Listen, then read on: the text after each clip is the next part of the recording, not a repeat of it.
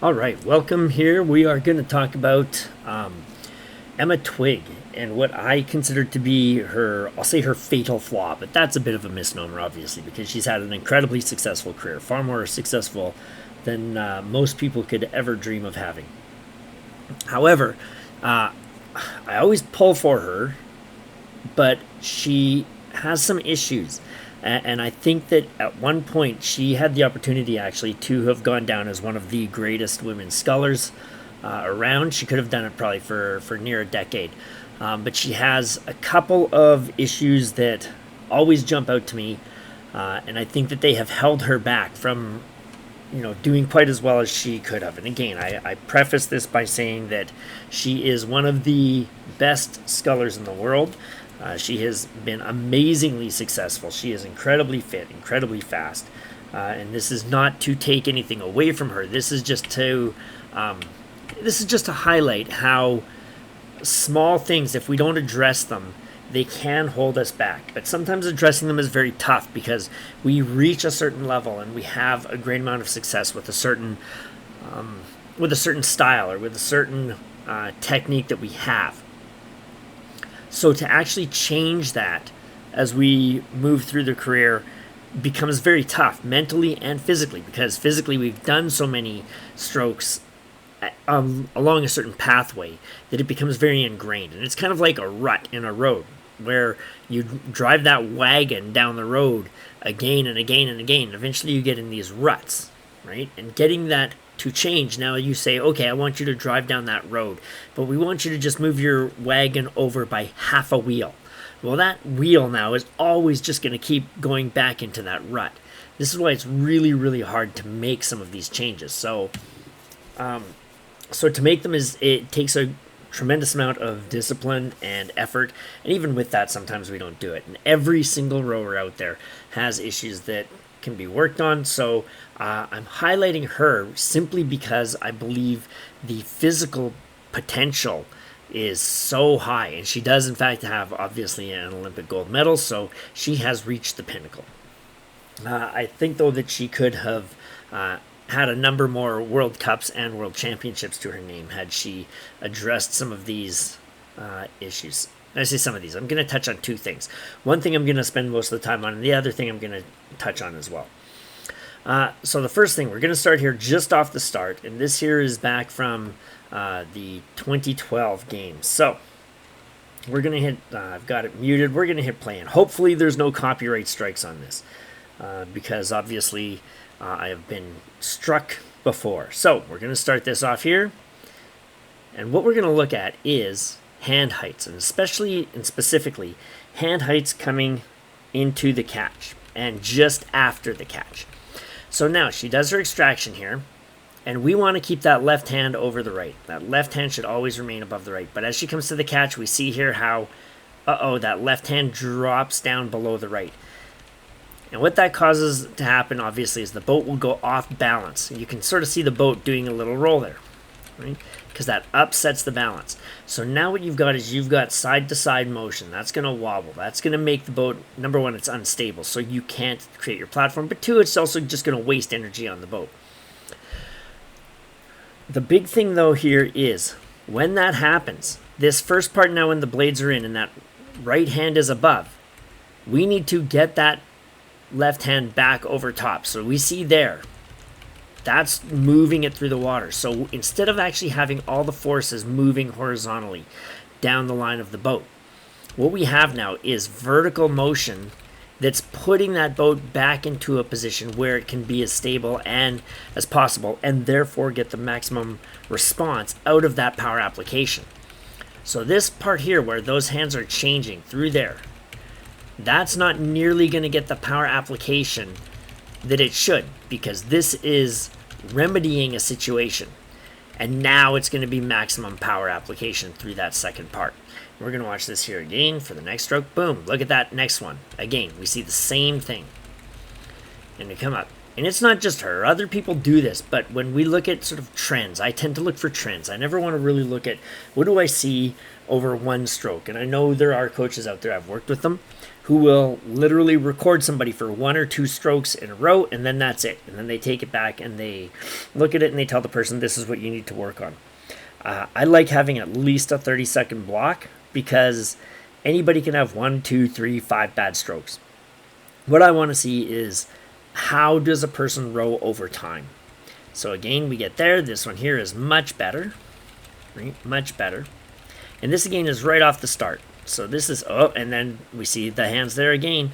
Now the first part is getting the levelness back on the boat so we can actually apply power. And she is not a weak person. She is not a bad rower, but it's something that we want to make sure we are solid with. At every time those blades go in the water, we want that boat to be as level as possible, so we have a solid, stable platform from which to really apply that force. Now, we're going to come up here. We're going to go to about 48.15. We're going to take a look at her here at 48.15 again. So that's coming up to this catch. And here we go. So notice here the hands are pretty good. Left-handed comes out over the right. They drop down, and that one was okay. That one was okay. We'll see this next one here then. And boom, there we go. We see the hands again. Look at that. Look at that amount of separation. And even when we get that separation, you want to keep it because as minimal as possible. If your right hand does go above the left, you want to keep it as minimal as possible. Sometimes I'm not going to say it's inevitable, but sometimes it's amazingly hard to keep that progress. And in fact, sometimes you don't want to, depending on the water conditions, because you may have to adjust the hands to keep your boat upright. But when we see her doing this a lot and we don't see it from other people, then we know, okay, that's a tendency. That's somebody's particular idiosyncrasy. So now again, boom, we're halfway through this drive before that boat is actually fully stable and we can really apply that full force. We're still applying force, and she's going very hard. Obviously, she's got a lot of pressure on the front face of the blade. Otherwise, she wouldn't be this far up in the final of the Olympic Games. Now, again, we see here, next stroke, boom, same thing. Right, so when I'm talking about we're looking for tendencies, so we started off at the start of the race, we've moved on to 250 meters. We're now going to go to 52.15.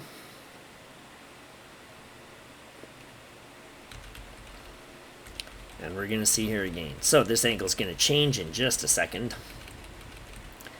And we're going to see, there she is. So this here's a little tougher to see. But we see the hands there are pretty good. And as they separate, notice, boom, we've got that same thing. It's dropped below.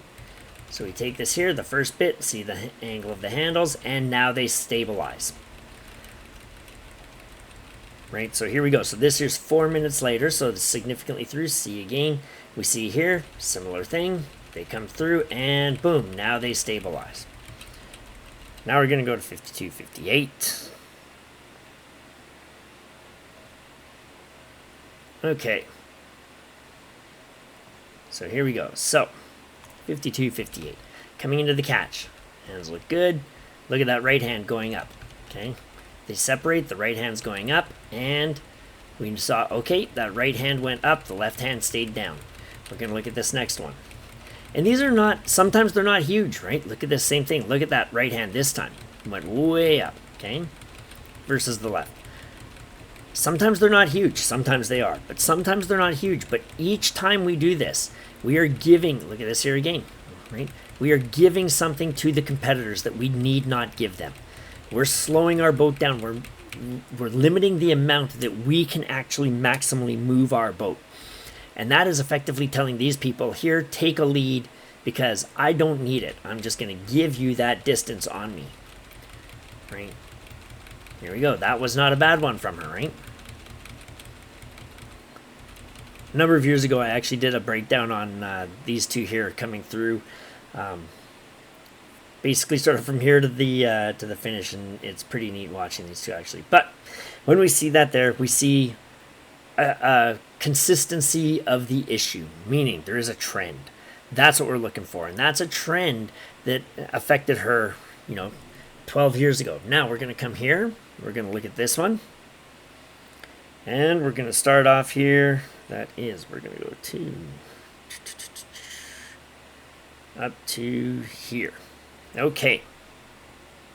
So now we're going to look again. And here we go. So that one there wasn't too bad. We're going to see the next one. Boom. See there? Right hand goes up and over. We're going to look at this next one. Well, what's going on there? Here we go.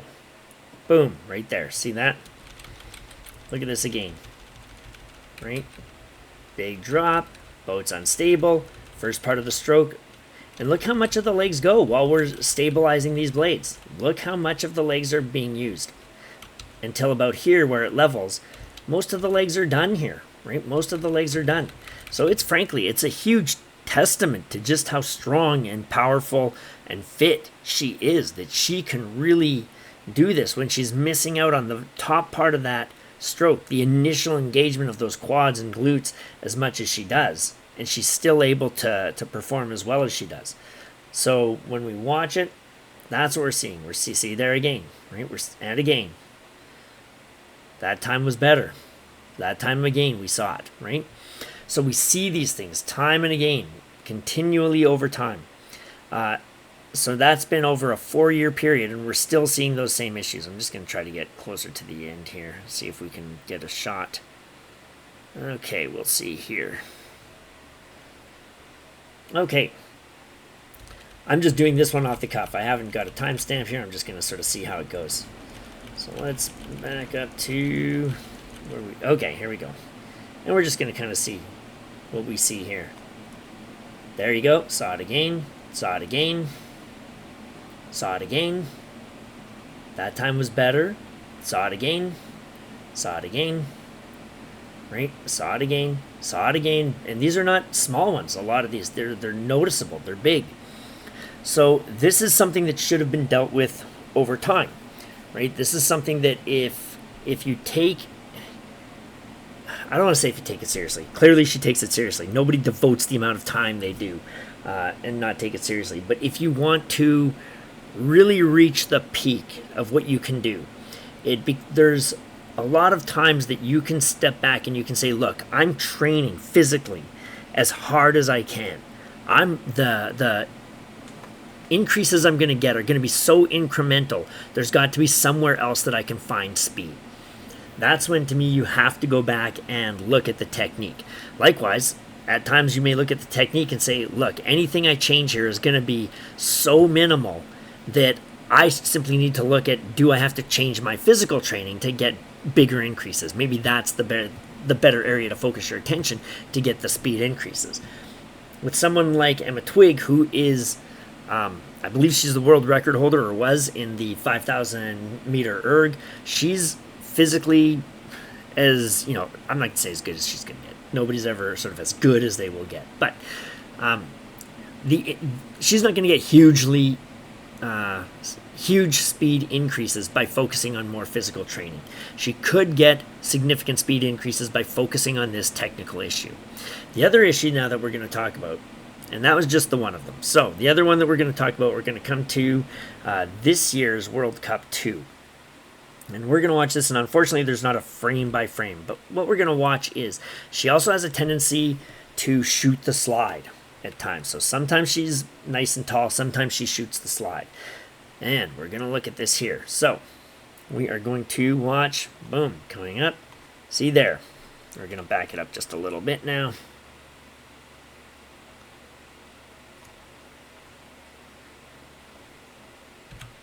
Here we go. We're going to back this up. Where are we? That's 10 seconds. This is so freaking terrible. Okay.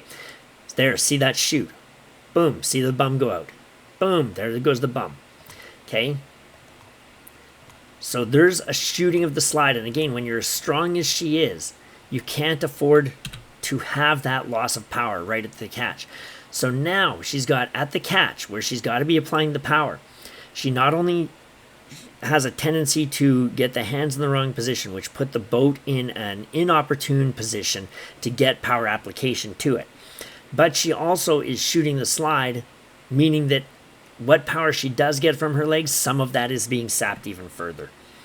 So when you look at races like this here, I tend to go, okay, every single stroke, if we're losing, let's say it's even, 2% or 3% of the power that we're applying, over those 210 strokes, whatever it is, how much speed is that going to? How much distance is that going to make up? So if that's an extra inch or, 2 or 3 inches each stroke, that's going to add up. That's going to be a lot of inches by the end of that race. And when a lot of times races come down to, a boat length or less, that adds up. These little things that we can find. And frankly, I think that the loss of power is more than 2 or 3%. I think it's more than that. But again, I don't have any kind of measuring equipment I can put on that.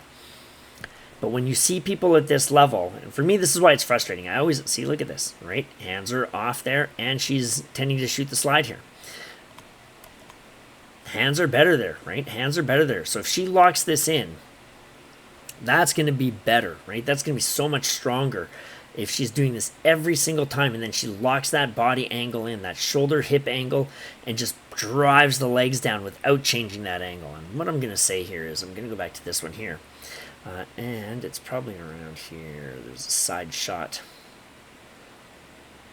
Here we go. And I don't think this here is actually the one that I'm looking for. Here we go. This is the one I'm looking for. Boom.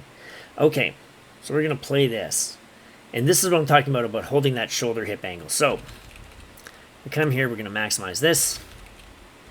See, as the blades go in the water here, right, we're looking at the shoulder hip angle. And as she presses away, boom, look at here. This doesn't really change. There's not really a change there. So that's not sliding out from under her. That's very strong.